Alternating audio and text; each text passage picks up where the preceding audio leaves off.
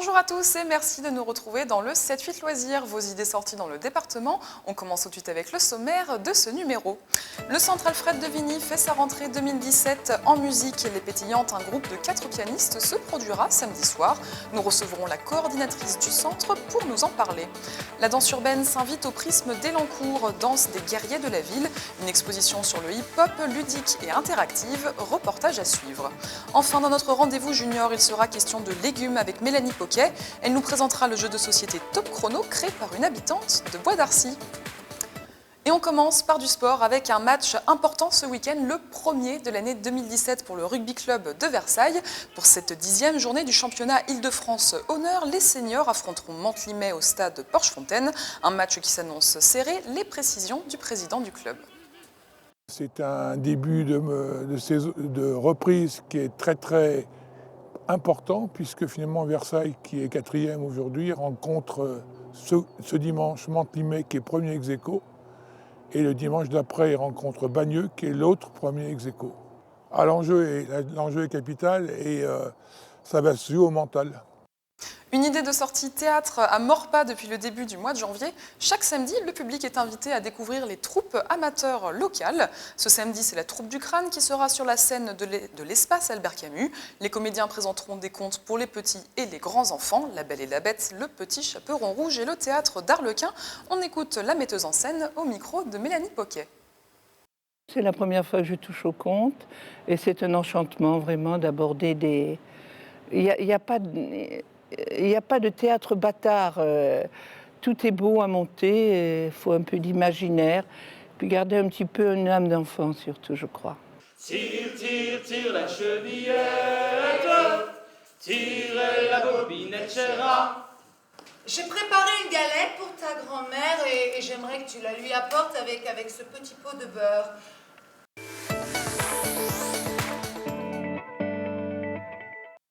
Et je vous le disais, le Centre Alfred de Vigny débute 2017 en musique avec un spectacle, celui des Pétillantes.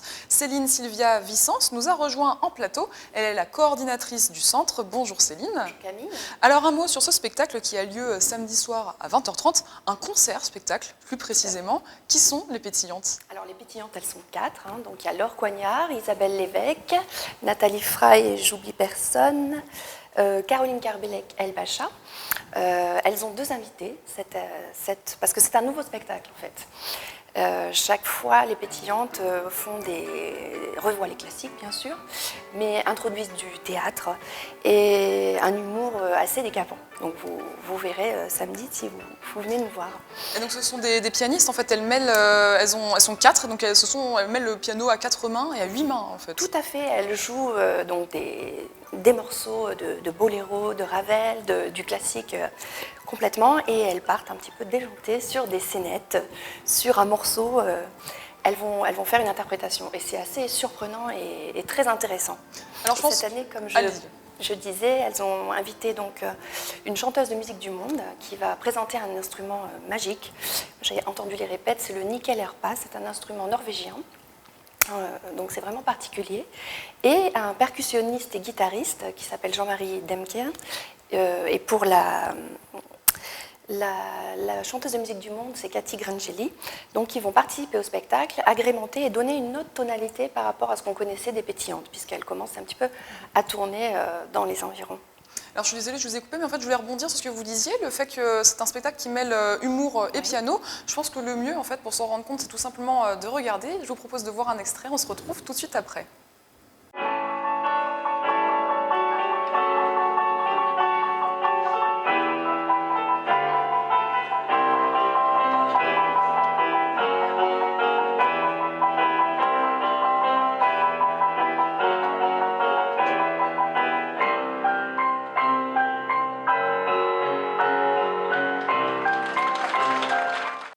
Alors vous l'avez peut-être reconnu, c'était bien sûr le Lac des Cygnes, un grand classique.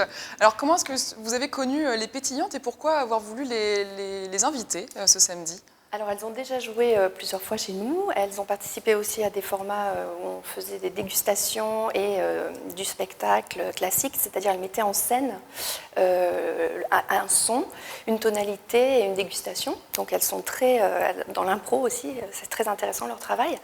Et donc, Isabelle, avec qui on collabore aussi, est enseignante au Centre Alfred de Vigny de musique et de piano classique. Et c'est tout public, ça s'adresse vraiment à tout le monde? Tout public, voilà. On a un tarif pour les adultes et un tarif pour les enfants. Ça démarre à 20h30 et j'invite vraiment les gens, ceux qui les connaissent, à venir parce que c'est complètement différent. Et ceux qui ne les connaissent pas vont être ravis. Tout public vraiment peut savourer cet instant et de musique et d'humour. On va voir un tout petit peu plus loin cette fois-ci, la semaine prochaine, samedi 21 janvier, sur les autres animations à venir. Alors on change totalement d'univers parce que cette fois-ci c'est Warhammer. Alors pour ceux qui ne connaissent pas forcément, c'est un jeu de rôle, un jeu de figurines en fait, qui a été créé dans les années 80 avec un univers d'heroic fantasy un peu à la Seigneur des Anneaux. C'est un rassemblement du coup que vous organisez. Est-ce que ça s'adresse que aux fans ou est-ce que c'est vraiment pour tout le monde, pour tous les curieux? Qu'est-ce qu'il y aura sur cette journée? Alors cet événement, c'est la huitième édition. Hein. C'est un rassemblement Warhammer, donc ça reprend tous ces univers, comme vous disiez, du Seigneur des Anneaux au War Machine, à d'autres univers qui font partie de ce monde-là, de la WoW. Et donc c'est de 10h30 à 18h30 le samedi 21 janvier, et ça s'adresse à tous puisqu'il va y avoir des parties d'initiation, de découverte, des parties pro entre guillemets pour ceux qui vont jouer en direct, live avec vous, et puis un atelier de peinture sur figurines aussi parce que cet univers-là, c'est vraiment des petites figurines, des choses très méticuleuses, et il y a vraiment un univers à découvrir. Donc c'est entrée libre, tout le monde peut venir, grand, petit, et c'est mené par des jeunes donc du club qui initient tous les samedis cet univers et qui vont organiser cet événement pour le faire découvrir au plus grand nombre, au Centre Alfred de Vigny. Même si on ne connaît pas, c'est un événement à venir voir. On peut découvrir des choses, tout à fait. Merci beaucoup Céline Sylvia Vicence d'être venue sur notre plateau pour nous parler de ces deux événements. On le rappelle, le concert des Pétillantes aura lieu demain soir au Centre Alfred de Vigny. Toutes les informations à retrouver sur le site internet. Merci beaucoup Céline. Et parlons danse à présent et plus précisément hip-hop. Jusqu'à demain, le Prisme vous invite à découvrir cette danse autour d'une exposition interactive, une expérience sensorielle et ludique menée grâce à des installations vidéo reportages. Tuts, freestyle ou bounce, des termes qui vous sont peut-être inconnus si vous ignorez tout de l'univers du hip-hop. Avec ce parcours immersif et participatif, le Prisme et la compagnie Parterre proposent une découverte en images. Les visiteurs, entre guillemets, vont danser et rendre vivante l'exposition. Donc voilà, c'est des petites installations et à chaque installation, il y a un jeu à faire, une consigne, un déguisement, un pas. Et voilà, même si on ne sait pas danser, finalement, on arrive à expérimenter la danse. En tout cas, c'est hyper encadré, accompagné et avec les nouvelles technologies. Parmi les outils présentés, une mash-up table pour devenir le chorégraphe d'une battle. Conçue par la breakeuse Anne Guyenne, Danse des guerriers de la ville, c'est aussi un tour des différents styles et mouvements de hip-hop. Dans les années 70, il y a eu les danses dites old school de l'ancienne école, donc qui ont émergé sur les courants funk pour les danses dites debout. Donc il y a le pop, donc tout ce qui est contraction musculaire, et le lock qui est plus issu de tous les funky steps de l'époque, et le break. Le break, c'est la danse au sol. Et donc les musiques ont traversé le temps, ont changé, et ça, à chaque musique, finalement, les mêmes bases sont là, mais interprétées différemment. En parallèle du parcours, des ateliers sont proposés aux visiteurs pour une initiation avec l'un des guerriers de la ville. La breakdance et le locking n'auront plus de secret.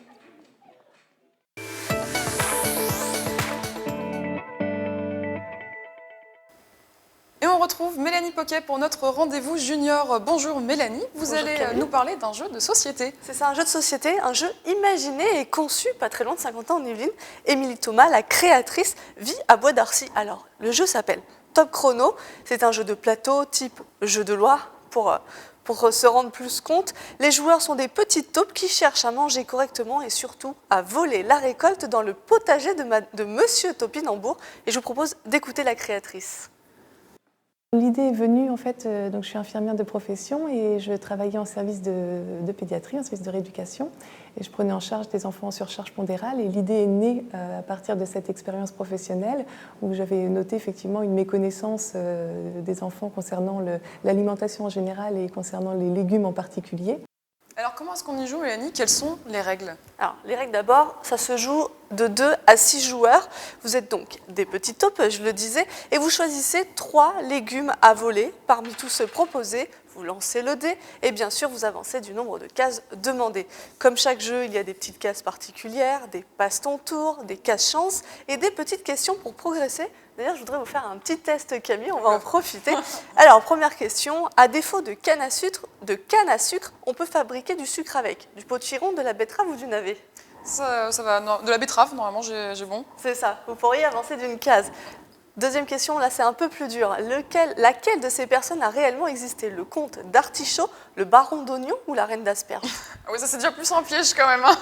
Je dirais le comte d'Artichaut, ça sonne bien. Le comte d'Artichaut. Non, c'était le baron d'Oignon. Alors il s'appelle Artus de la Fontaine Solara. Il était maître de cérémonie sous les règnes d'Henri II, François Ier, Charles IX et Henri II aussi, pardon, excusez-moi, je l'avais déjà dit. Petite anecdote, c'est à lui, selon l'histoire, à qui on devrait l'expression « se mettre en randonnion ». Alors, on revient au jeu, c'était la petite parenthèse.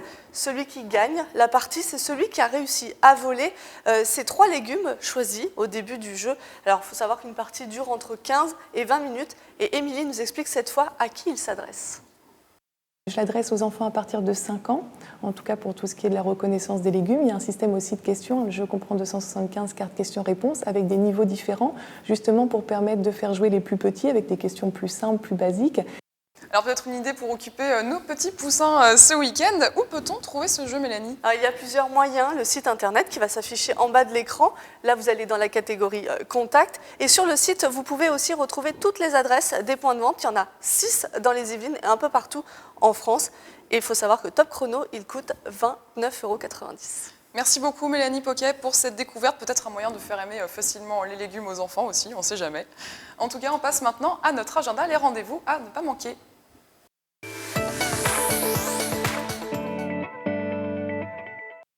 Ce week-end, en football, se jouera les 16e de finale de la Coupe des Yvelines avec un choc saint-quentinois. Villepreux, en première division, 2 districts recevra le club de Guyancourt, une équipe d'excellence. Guyancourt qui était allé jusqu'en demi-finale de la compétition la saison dernière. Le professeur Sébastien Mossière vous invite à son école de magie mercredi prochain à Plaisir. Petits et grands aideront leur enseignant un peu loufoque à réaliser ses tours, un apprentissage avec une grande dose d'humour. Et ce week-end, Météo France annonçait quelques flocons comme c'était le cas ce jeudi soir et vendredi matin. Peut-être l'occasion d'enfiler ses moufles et faire des bonhommes de neige. C'est la fin de ce 7-8 loisirs. Merci beaucoup de nous avoir suivis. Je vous retrouve vendredi prochain pour un nouveau numéro. Je vous souhaite un excellent week-end.